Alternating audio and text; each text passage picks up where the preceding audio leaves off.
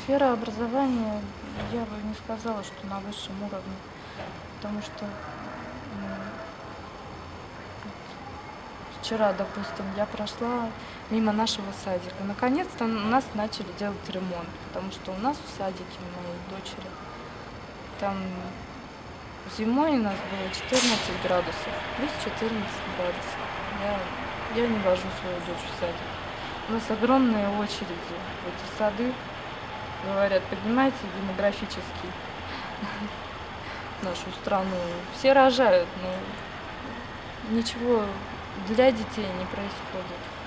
Может, они там пыжатся, пытаются сделать, но на самом деле это очень маленький процент из того, что можно было бы сделать.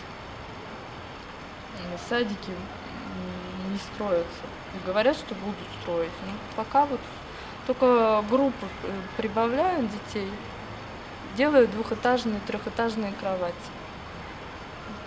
И дети, они сейчас ходят чуть-чуть, может быть, там маленькие совсем они ходят, болеют, а постарше они все начинают ходить, и в группе получается, что кавардак. Ну и все.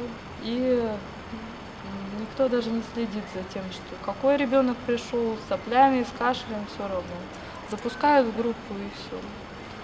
А школьники тоже, вот, допустим, у нас рядом с домом 3-я гимназия. Смотрите, какой там стадион.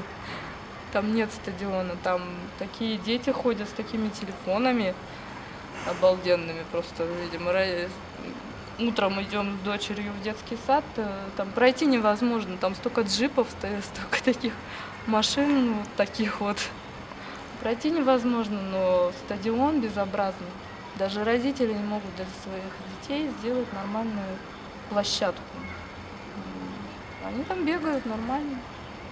Может быть, калечатся, но все равно бегают. Вот. Так что образование у нас, я бы не сказала.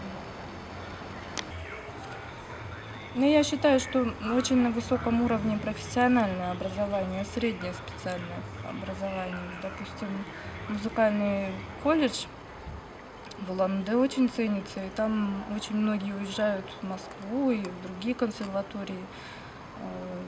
Бурятские голоса вообще очень сильные, красивые.